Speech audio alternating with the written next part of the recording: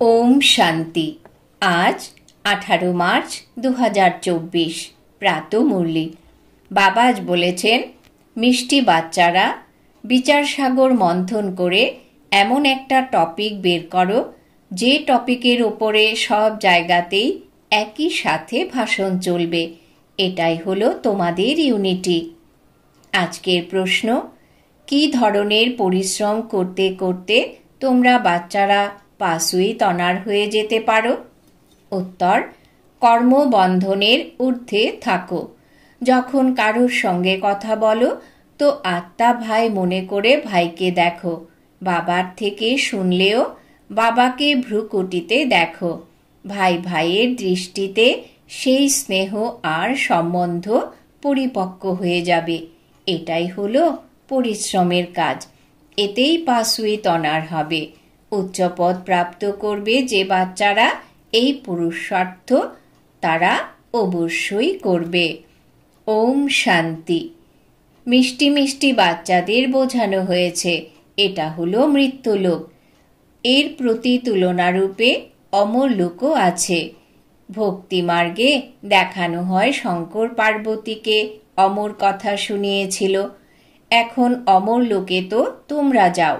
শঙ্কর তো আখ্যান শোনায় না, আখ্যান শোনান জ্ঞান সাগর, কেবল এক শিব বাবা। শঙ্কর কোনো জ্ঞান সাগর নয় যে আখ্যান শোনাবে।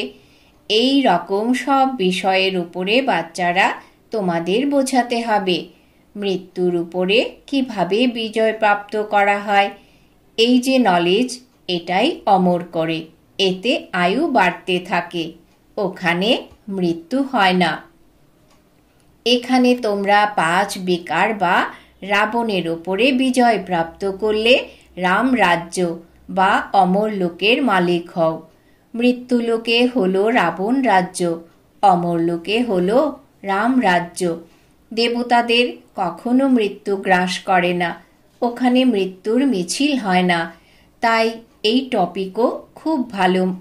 মানুষ মৃত্যুর ওপরে কি করে বিজয় পেতে পারে, এসবই হলো জ্ঞানের কথা। ভারত অমর লোক ছিল, কত লম্বা আয়ু ছিল। সর্পের উদাহরণও সত্যযুগের জন্য। তারা এক চামড়ার খোলস ছেড়ে স্বাভাবিকভাবে আরেকটি নেয়। একে বলা হয় অসীম জগতের বৈরাগ্য। এখানে জানা আছে যে সম্পূর্ণ দুনিয়ার বিনাশ হবে। এই পুরানো শরীরও ছাড়তে হবে। এটা 84 জন্মের পুরনো চামড়া। অমর লোকে এরকম হয় না। ওখানে আবার মনে করে এখন শরীর বড় জরাজীর্ণ হয়ে গেছে, একে ছেড়ে নতুন শরীর নেবে। আবার সাক্ষাৎকারও হয়। বুঝতে পারাটাকেই সাক্ষাৎকার বলা হয়ে থাকে।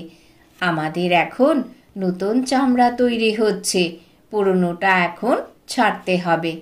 সত্যযুগেও ওই রকমই হয়। সেটাকে বলা হয় অমর লোক, যেখানে মৃত্যু আসে না, নিজের থেকেই সময় মতো শরীর ছেড়ে দেয়। কচ্ছপের উদাহরণও এখানকার। কর্ম করে আবার অন্তর্মুখী হয়ে যায়। এই সময়ের উদাহরণ আবার ভক্তি মার্গেও কপি করে, কিন্তু শুধুই নামমাত্র। তারা কিছুই বোঝে না। এখন তো তোমরা বোঝো। রাখি বন্ধন উৎসব, দশহরা, দীপমালা, হোলি ইত্যাদি সব হলো এই সময়ের, যা ভক্তি মার্গে চলে এসেছে। এইরকম ব্যাপার সত্যযুগে ছিল না। এখন এই ধরনের টপিক লেখো। মানুষ মৃত্যুর উপরে বিজয় কিভাবে প্রাপ্ত করতে পারে, মৃত্যুলোক থেকে অমর লোকে কিভাবে যেতে পারে, এই ধরনের কথার উপরে বোঝানোর জন্য প্রথমে লেখার দরকার হয়। যেরকম নাটকের স্টোরি লেখা হয়, আজ অমুক নাটক আছে, তোমাদেরও পয়েন্টসের লিস্ট থাকবে।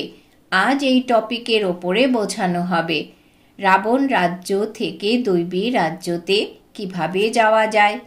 এই ব্যাখ্যা যদিও একই, কিন্তু ভিন্ন ভিন্ন প্রকারের টপিক শুনলে মানুষ খুশি হবে যে অসীম জগতের বাবার থেকে অবিনাশী উত্তরাধিকার কিভাবে পাওয়া যায়। যেরকম সন্ন্যাসীদের খবর কাগজে বের হয়, আজ 125তম যজ্ঞ রচনা করা হয়েছে, তাতে এই এই শোনানো হবে। এখানে তো বাবা বলেন, আমি একবারই যজ্ঞ রচনা করি, যাতে সমস্ত পুরনো দুনিয়া অর্পণ হয়ে যায়। তারা তো অনেক যজ্ঞ রচনা করে, অনেক শোভাযাত্রা ইত্যাদি করে। এখানে তো তোমরা জানো, এই রুদ্র শিব বাবার একটাই যজ্ঞ, যাতে সম্পূর্ণ পুরনো দুনিয়া অর্পিত হয়ে যায়, নতুন দুনিয়ার স্থাপনা হয়ে যায়, আর তোমরা গিয়ে দেবতা হয়ে যাও। এটাও বাবা তোমাদের বোঝান। রচয়িতা বাবা এসেই নিজের আর রচনার আদি মধ্য অন্তের সমস্ত নলেজ দেন আর রাজযোগ শেখান। সত্যযুগে থাকেই পবিত্র দেবতারা, তারা রাজত্ব করেন। সেটাকে বলা হয় আদি সনাতন দেবী দেবতা ধর্ম। এটাও টপিক রাখতে পারো যে আদি সনাতন সত্যযুগী দেবী দেবতা ধর্মের স্থাপনা কিভাবে হচ্ছে, বিশ্বে শান্তি কিভাবে স্থাপন হচ্ছে, এসে বোঝো। পরমপিতা পরমাত্মা ছাড়া বিশ্বে শান্তি স্থাপন করার রায় আর কেউ দিতে পারে না। এখানে রায় যিনি দেন সেও প্রাইজ পায়। বিশ্বে শান্তি স্থাপন করার প্রাইজ কিভাবে আর কে দেন, এটাও হলো টপিক।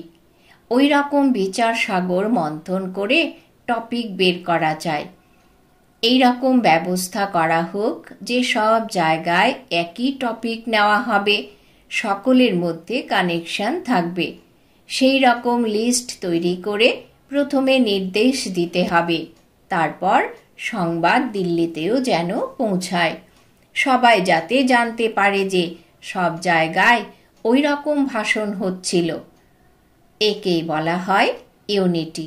সমস্ত দুনিয়াতে ডিসইউনিটি। রাম রাজ্যের মহিমা রয়েছে, বাঘে গরুতে একসাথে জল পান করে। ত্রেতাতে ওই রকম মহিমা আছে, তো সত্যযুগে কি না হবে। এছাড়া শাস্ত্রে তো নানান রকমের কথা লিখে দিয়েছে। তোমরা তো বাবার থেকে একই কথা শোনো। দুনিয়াতে অনেক কথা বলা হতে থাকে। দাপর থেকে শুরু করে কলিযুগ পর্যন্ত যা কিছু শাস্ত্র ইত্যাদি চলে এসেছে, ওখানে তো ওসব হয় না। ভক্তি মার্গের সব কথা সম্পূর্ণ হয়ে যায়। এখানে তোমরা যা কিছু দেখছো সেসব হলো ইভিল। ওসব দেখেও দেখো না, শুনেও শুনো না। এখন বাবা যা বোঝাচ্ছেন সেটাই বুদ্ধিতে রাখো। আমরা সঙ্গম যুগে ব্রাহ্মণরা কত উচ্চ, দেবতাদের থেকেও উচ্চ। এই সময় আমরা হলাম ঈশ্বরীয় সন্তান। ধীরে ধীরে সংখ্যায় ক্রমশ বাড়তে থাকি। এত সহজ কথাও কারোর বুদ্ধিতে আসে না। আমরা হলাম ঈশ্বরীয় সন্তান, তাই অবশ্যই স্বর্গের মালিক হওয়া চাই। কারণ সেই বাবাই স্বর্গের স্থাপনা করেন। কোটি কোটি বছর বলে দেওয়ার জন্য কোনো কথা স্মরণে থাকে না, বাবা এসে স্মরণ করান। এটা তো 5000 বছরের ব্যাপার। তোমরা দেবী দেবতা ছিলে, এখন আবার তোমাদের সেটাই তৈরি করছি। সামনে শোনার জন্য কত খুশি আর রিফ্রেশমেন্ট আসে। যে বাচ্চারা জ্ঞানী বুঝদার, তাদের বুদ্ধিতে আসে, আমার তো বাবার থেকে অবশ্যই উত্তরাধিকার নিতে হবে। বাবা নতুন দুনিয়া রচনা করলে বাচ্চাদের অবশ্যই নতুন দুনিয়াতেই থাকা চাই। এক বাবারই তো বাচ্চা সবাই। সবার ধর্ম, সবার বাসস্থান, আসা যাওয়া সব আলাদা রকমের। কি করে মূলবতনে গিয়ে বাস করবে এটাও বুদ্ধিতে আছে। মূলবতনে আত্মাদের শ্রেণীবদ্ধ সারণী রয়েছে, অর্থাৎ সিজরা রয়েছে। সূক্ষ্ম বতনে শ্রেণীবদ্ধ সারণী দেখানো যায় না। ওখানে যা কিছু দেখানো হয় সেসব হলো সাক্ষাৎকারের কথা। এই সব ড্রামাতে নির্ধারিত রয়েছে। সূক্ষ্ম বতনেও যায়, ওখানে মুভি চলে। মাঝে মুভিরও ড্রামা বানানো হয়েছিল, তারপর টকি বানানো হয়। সাইলেন্সের তো ড্রামা হতে পারে না। বাচ্চারা জানে আমরা সাইলেন্সে কিভাবে থাকি। যেরকম ওখানে অর্থাৎ মূল বতনে আত্মাদের সারণী বৃক্ষ রয়েছে, সেই রকম এখানে মানুষের আছে। তো ওই রকম কথা বুদ্ধিতে রেখে তোমরা ভাষণ করতে পারো। তবুও এই ঈশ্বরীয় পড়াতে টাইম লাগে। পড়তে পড়তে হয়তো এসব বুঝেও যাবে, কিন্তু স্মরণের যাত্রা কোথায়, যাতে ধারণার খুশি থাকবে? এখন তোমরা যথার্থ নিয়মে যোগ শিখছ। বাচ্চাদের বুঝিয়েছি, সবাইকে ভাই ভাই দেখো, আত্মার আসন তো এটাই। তাই ভগীরথ বাবার সিংহাসনও প্রসিদ্ধ। যখন কাউকে বোঝাবে তখন ভাবো যে আমি ভাইদের বোঝাচ্ছি, এই দৃষ্টি থাকবে। এতেই অনেক পরিশ্রম। পরিশ্রমের দ্বারাই উচ্চ পদ প্রাপ্ত হয়। বাবাও ওই রকম দেখবে। বাবার নজরও ভ্রুকুটির মাঝখানে যাবে। আত্মা তো ছোট বিন্দু, আত্মাই তা শোনে। বাবাও এখানে আছেন, তো ভাইও এখানে আছে। এই রকম বুদ্ধিতে থাকলে তোমরাও যেন জ্ঞান সাগরের সন্তান, জ্ঞান সাগর হয়ে যাও। তোমাদের জন্য তো এটা খুবই সহজ। গৃহস্থ ব্যবহারে যারা থাকে তাদের জন্য এই অবস্থায় আসা কিছুটা শক্ত। এখানে বসে শুনে তারপর বাড়ি ফিরে গেলে সেখানকার পরিবেশ আবার ভিন্ন। এখানে সহজ। বাবা খুব যুক্তি বলে দেন, নিজেকে আত্মা মনে করো, বাবাকে স্মরণ করো। ইনিও ভাইয়ের দৃষ্টির দ্বারা কর্মবন্ধনের থেকে অতীত হয়ে যাবে। শরীরেরও বিস্মরণ ঘটে, শুধু বাবাই স্মরণে থাকে। এর জন্য পরিশ্রম করতে থাকলে তবে পাসুই তনার হবে। ওই রকম অবস্থা খুব কমেরই থাকে। বিশ্বের মালিকও সেই হয়। অষ্টরত্নের মালা বলে কথা। তাই পুরুষার্থ করতে হবে। উচ্চ পদ যারা পাবে, যে কোনো প্রকারে তারা পুরুষার্থ অবশ্যই করতে থাকবে। এতে দ্বিতীয় কোনো বিকল্প নেই।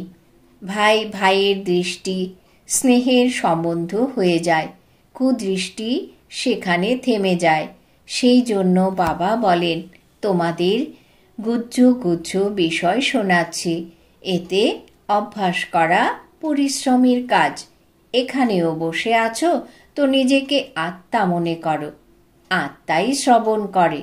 শ্রবণে সক্ষম আত্মাকে তোমরা দেখো। মানুষ তো বলে দেয় আত্মা নির্লেপ। তবে কি শরীর শোনে? শরীর শোনে, এটা তো ভুল।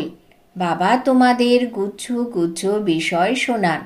বাচ্চাদের তো পরিশ্রম করতে হবে। যে পূর্ব কল্পে তৈরি হয়েছিল সে অবশ্যই পরিশ্রম করবে, নিজের অনুভব শোনাবে। ওই রকম ভাবে শুনতে শুনতে আমাদের অভ্যাস হয়ে গেছে। আমি আত্মাকেই শোনাই, মনমনা ভব।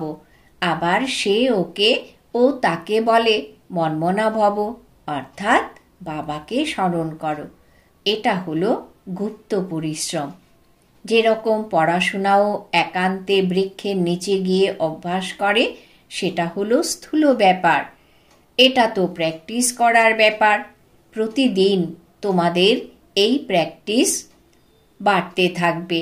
তোমরা নতুন নতুন কথা শোনাও না, যেটা তোমরা এখন শুনছো সেটা আবার নতুন নতুন এসে শুনবে।